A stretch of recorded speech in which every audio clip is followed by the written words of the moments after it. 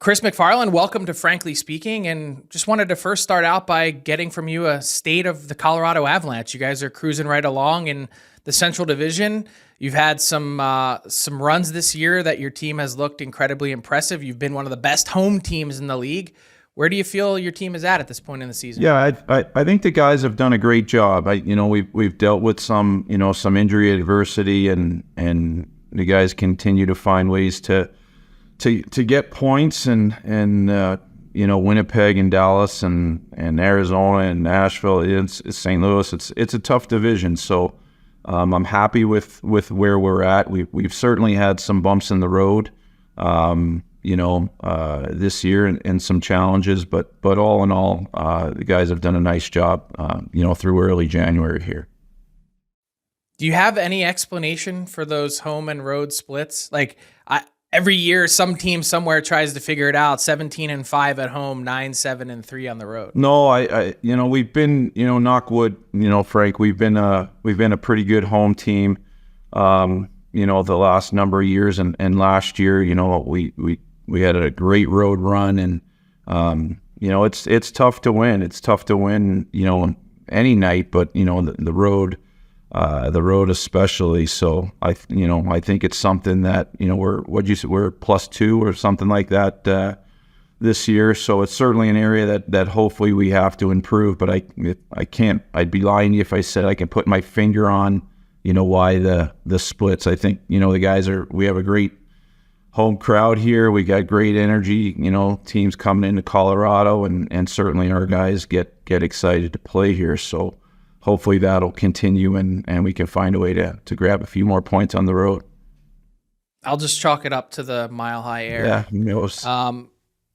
So Nathan MacKinnon, I think we've kind of run out of superlatives to apply to his game, but it also kind of feels like while the consistency has been unbelievable the last number of years, has he found another gear this year? Is there anything different that you see in his game that he's taken it to another level? That's a good question. He's been our franchise center here the last number of years. We're very fortunate to have him. He's in the discussion for the best player on the planet.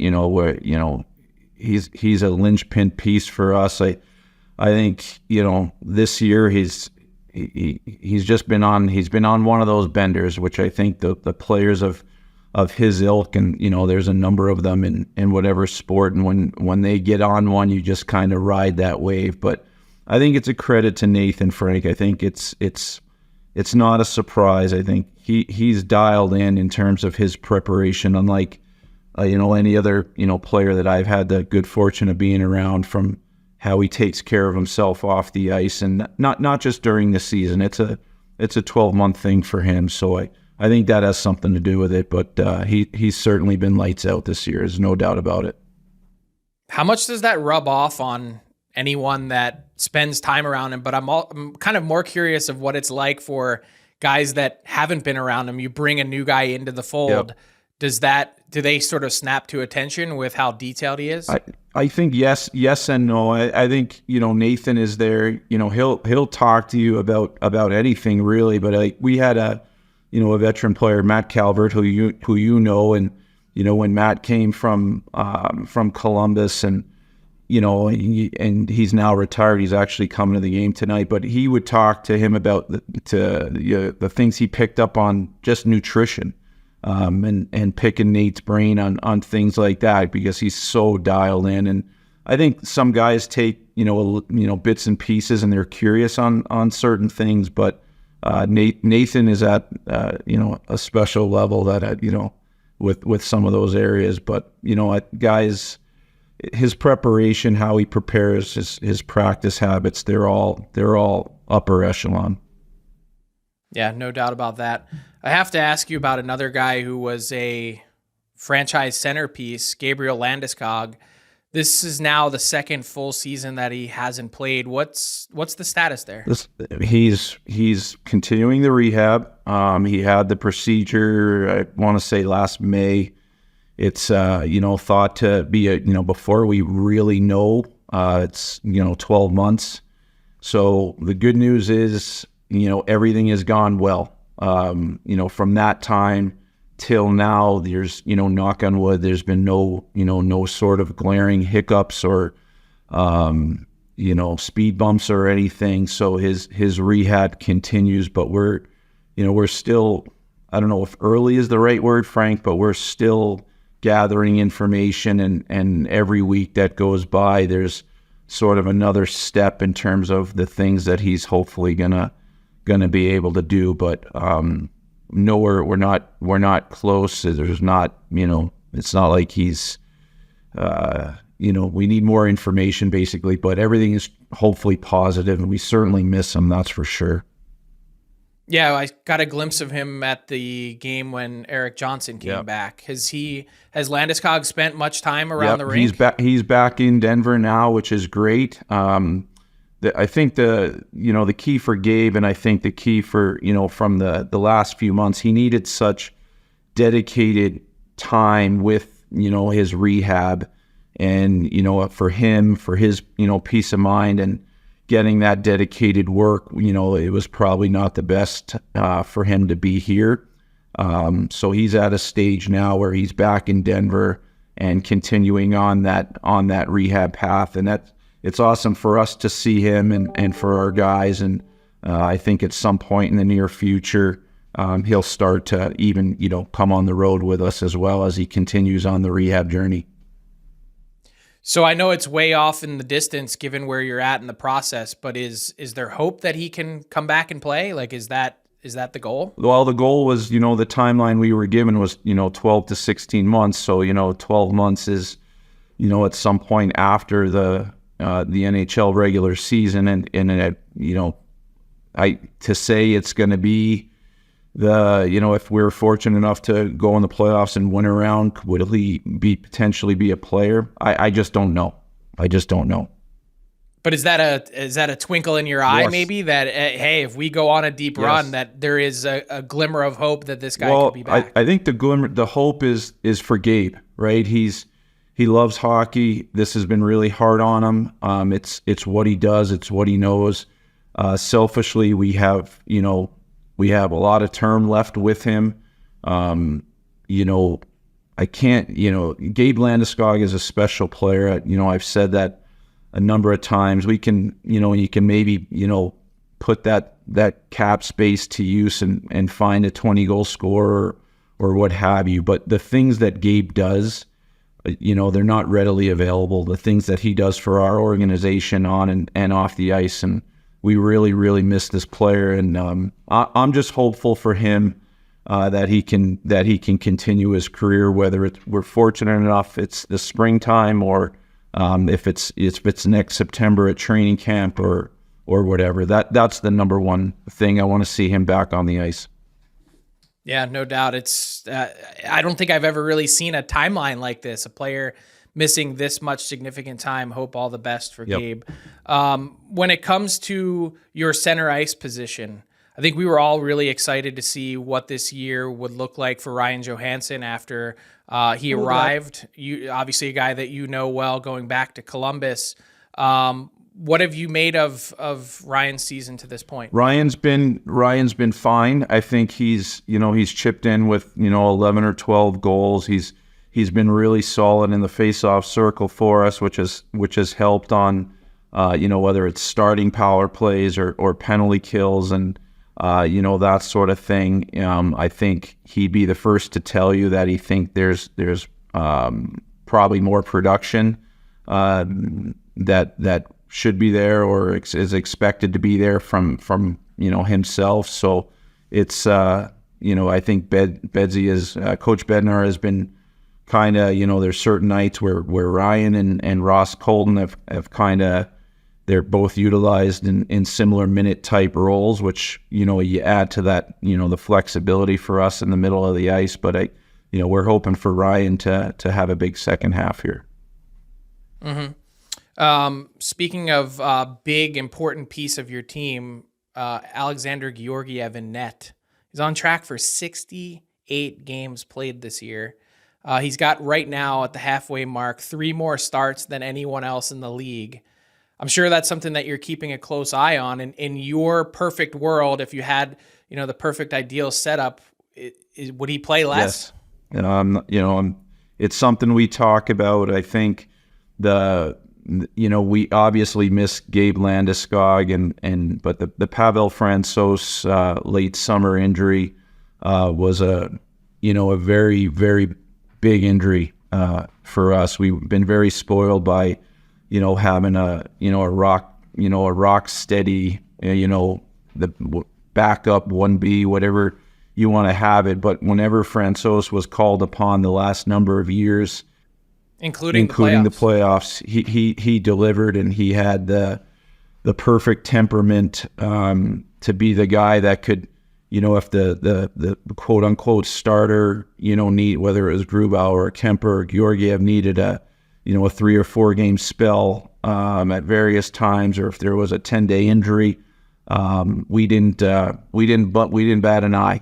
He had that unreal professional approach, prepared, and in a very important role, and we really, really missed that. And Ivan Prosvetov is a young guy that's trying to find his way in the NHL game, and he's given us some very good starts. But I think there's been an adjustment for everyone, from our coaches to ourselves, management, and how we attack that thing. But Frank, I'll be honest with you, I do think we got to be careful with the games played here, and it's something that we talk about daily.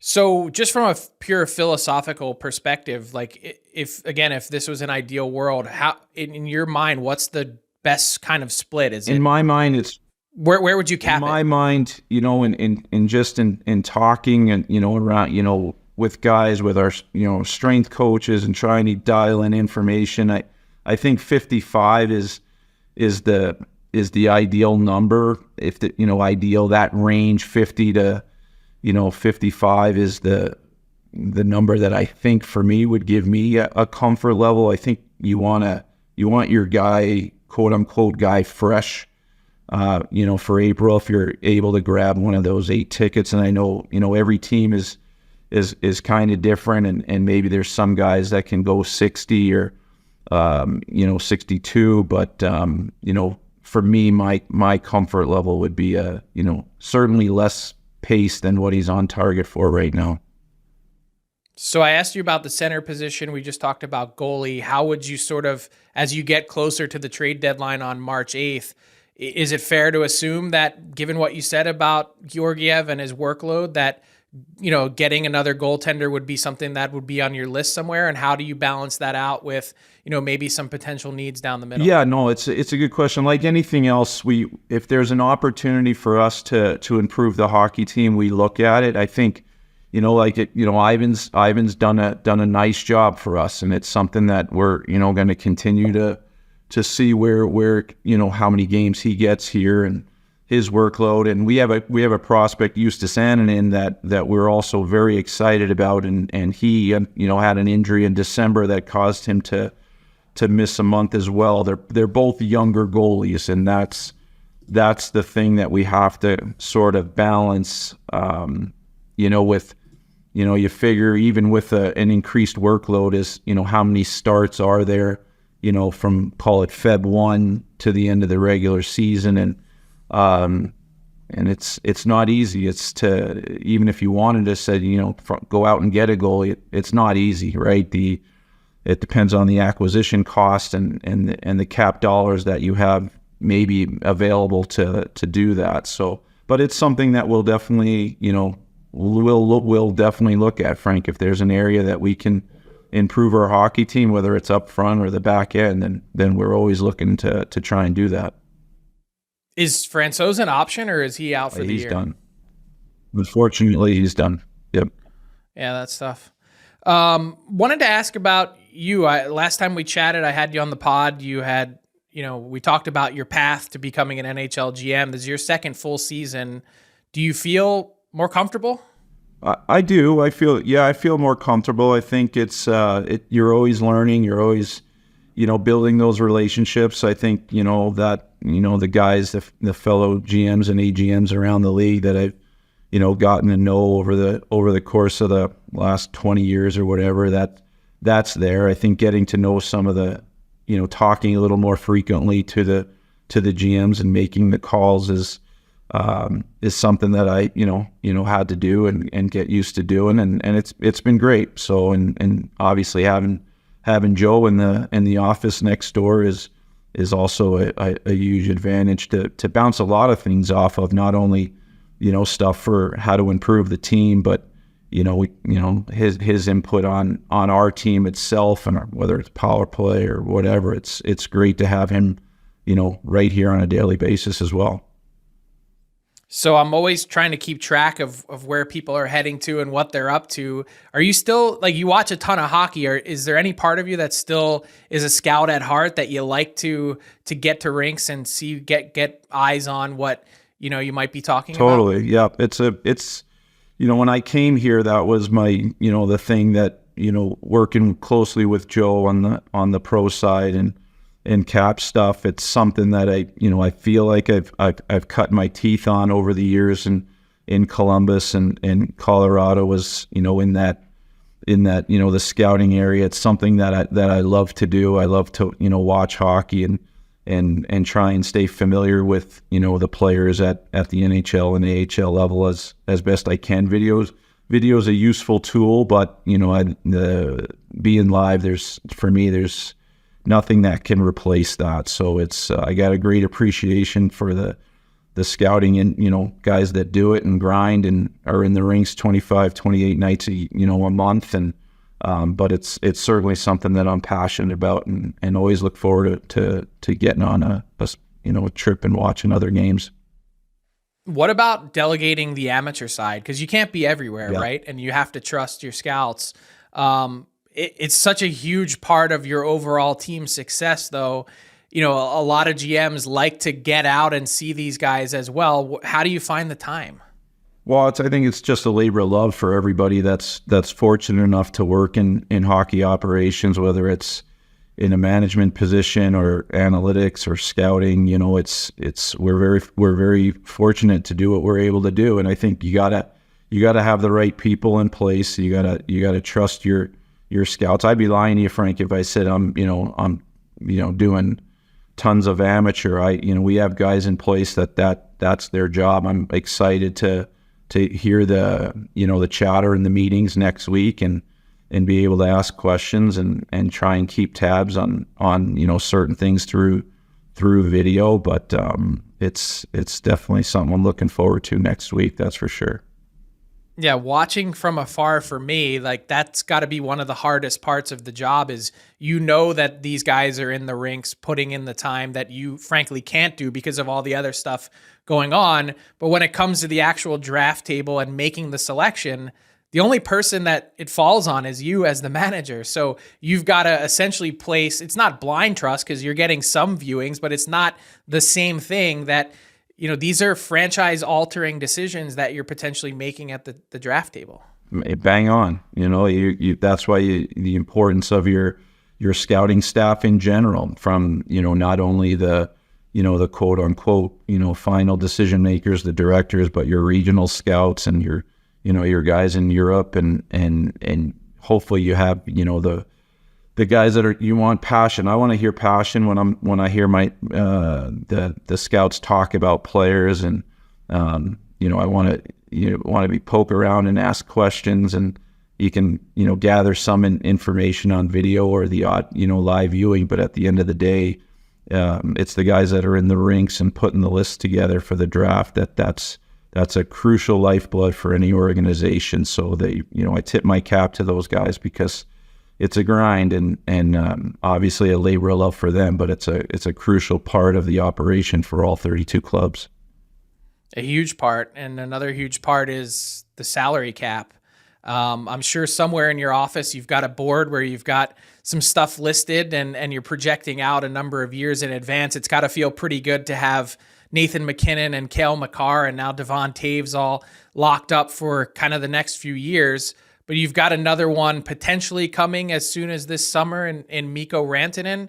Can you ever breathe a sigh of relief? Like you're finally getting a little bit of cap space or, additional cap space this summer with the cap increasing for the first time in 4 years. But what's that like kind of going through that process on a near daily basis, not just being compliant, but trying to chart everything out? Yeah, that's the way you described it. You have your charts going out, whether it's 2, 3, 4 years, but though you kind of look at where the big chunks, the big increases are going to come from and internally. And for us, we're fortunate enough to have some elite level talent, and we went through it with Devon Taves this past year, who was in a similar situation where he had this year, and then he was going to be an unrestricted free agent, and even Nathan the year prior.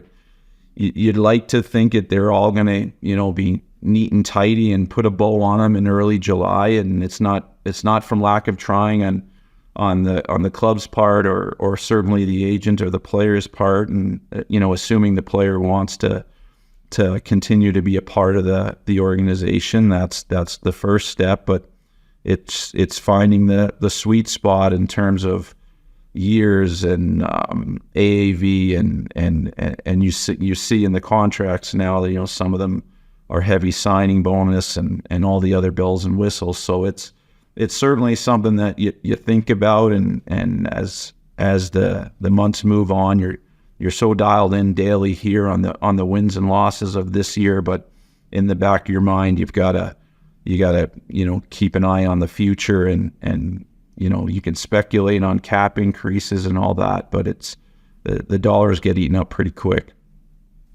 Yeah, they do. When you have a guy that's up or potentially up for an extension as early as the summer, the way Mikko is, like, take me back to Devon Taves. Like, when would you begin conversations with his agent to start to get the pieces in place? I think, with those guys, it's pretty easy right on, when you can, right? In the early you get through the draft and that sort of thing. And you obviously have done your research and your comparables and your own internal salary structure and that sort of thing. And you obviously probably have a feel that the player wants to come back, and assuming you can make the financial pieces work and that sort of thing. So I think it's just part of your normal off-season planning is you do your internal work and put just what you said, your cap chart up, and you look. No decisions made in a vacuum, right? Because you might want to give Frank Seravalli X number of dollars, right? Big money guy, right? And then the next year you've got another piece, and that's coming up, and you got to see how that might impact that and what you have internally, and all those other ancillary things go into it. So, but you want to obviously keep as many good players as you possibly can to have a good deep team. No doubt. Last question for you, Chris. It's a philosophical one. You've got an absolute meat grinder in the Western Conference this year. The way I look at it, there's 7 authentic candidates that could come through that conference and play for the Stanley Cup. How do you approach when it comes to the deadline? How aggressive do you be? Do you rely on the team that you've already put in place? Do you maybe make a small ad here or there and say, hey, look, this is the team we built, go out and chase it? Or do you get really aggressive and perhaps use some future assets at the cost of, maybe closing later down the line in your window of, how long you can stay in this phase? How do you look at it? Yeah, it's a good question. I think it's something that every team sort of has to, decide on, down the stretch between now and the March deadline there. But, I think for us, just like going back, to a couple of years ago, the team we had and the work they had done all that year, merited the chips being pushed into the middle, right? And, I think you only have so many draft picks. You only have, so many, upper tier prospects too that you can potentially put in play. We think we can be a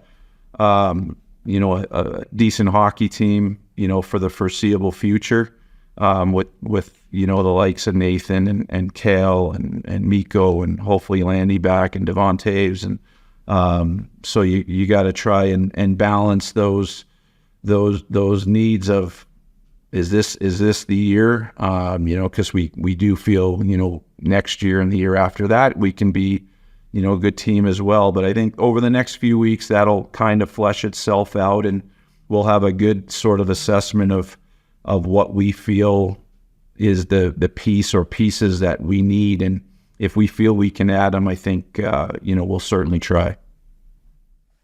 Chris, best of luck down the stretch. And as you get closer to that deadline, I hope the decision's easy for you. Thanks, Frank. Always good to talk to you, pal. Stay well. What's up, hockey fans? If you enjoyed that video, then you need to be hitting the subscribe button right here at Daily Faceoff. Exclusive interviews and analysis from our hockey insider Frank Seravalli, fantasy updates from Brock Sagan, and a daily live show at noon Eastern, Monday through Friday. You don't want to miss any of the fantastic content, so hit that subscribe button.